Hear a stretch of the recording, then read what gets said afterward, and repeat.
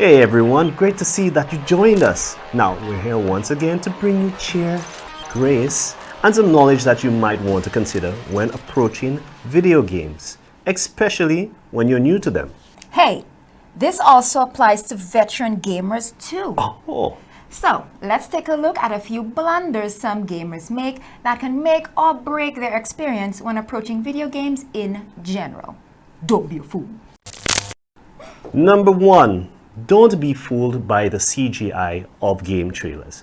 How many times have we fallen for this one? I personally have been duped for years by game trailers. I mean, back in the day, I lost my marbles on the Dragon Ball Final Bout trailer and needed to play it, and then this is what I got.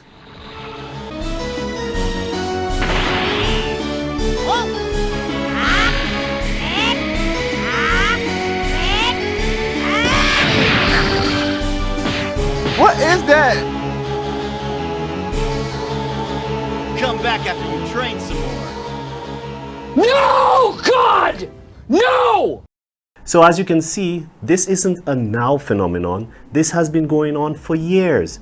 Developers want to sell their games, and as per their marketing tactics, they must create an enthralling portrayal of the world that the game takes place in. But most of the time, the trailer's fudging can range from just a little to an avalanche of BS. So, as a rule of thumb, always look out for a gameplay trailer or actual gameplay footage before picking up or buying a game, especially for mobile games. Some trailers versus gameplay are wildly different as night and day, so take it from us, we've already suffered, so you don't have to. Number 2, skipping game tutorials. So, we picked up a new game, saw the trailer, know the gameplay is awesome, and now it dares to try to teach us how to play it in the beginning? Yes, it's crazy, but I know about that first reaction to tutorials at the beginning of the game. Honestly, gamers just want a game, blow off some steam, and we don't necessarily want to read instructions. And sometimes we don't. Experienced gamers can risk feeling the game out, but that can hamper the actual game experience.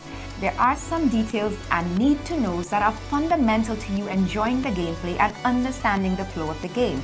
And if you skip tutorials, you're more than likely to miss out on key mechanics. Tutorials. Come on, man.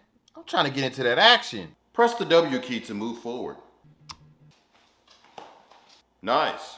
Press the skip. Nice. Now press the S, skip. Inventory. Now we'll show you how to use your, don't care. Combat. To fight, don't need it. Healing. Skip. Powers. Skip. Where you go? How to level up, skip. Man, why you keep skipping so much? And why you talking so much? When you get into action, you ain't gonna know how to do nothing. I know how to play the game. I've been gaming all my life. I'm just trying to get into a fight, man. Okay, well, fight him. I'm about to eat you for dinner, boy. Man, I said I want a little action, not fight the in-game boss. No, you a pro, remember? I can't help you. Hey! No! Come on, man, pull out something. What's in my inventory?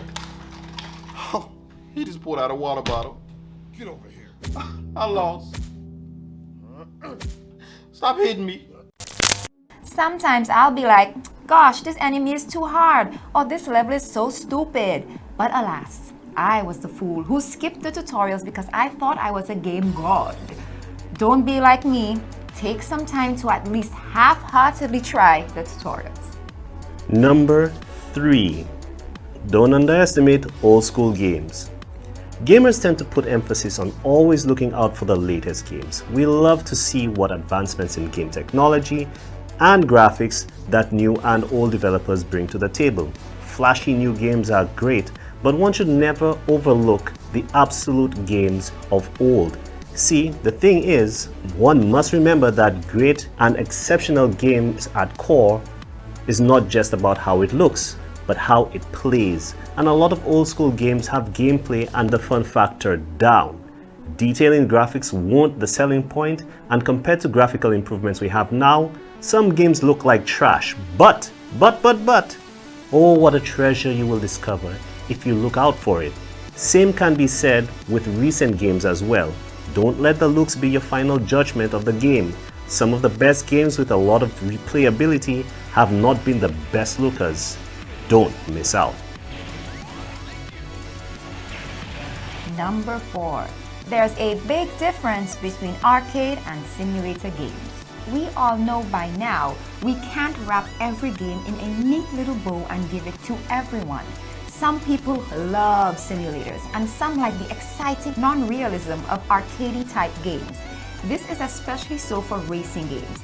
Hyper-realistic simulators like Forza and Gran Turismo feature lifelike car racing and uses as much detail as possible to emulate the look, feel, sound, and driving capability of its car roster. For gamers who are looking for the fun antics and adrenaline-inducing movie driving of the Fast and Furious movies, would be sorely disappointed when playing games like Gran Turismo. You have to be very calculated when getting on the road in these simulators because you have to take into consideration the realism of the car handling, which can be too precise for beginners. The slightest incorrect movement can send you into the rails very, very often and bumbling around the track that it becomes unplayable.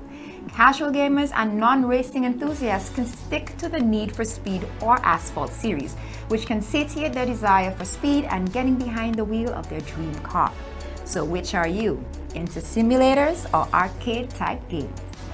Well, I'm more of an arcade type guy, but at any rate, these are just a few things to look out for to not take for granted when playing video games. Video games are an art and a science, but exists that you can enjoy them in their entirety. So, be cool, don't be a fool, and stick around for some more Gamer Vibe World.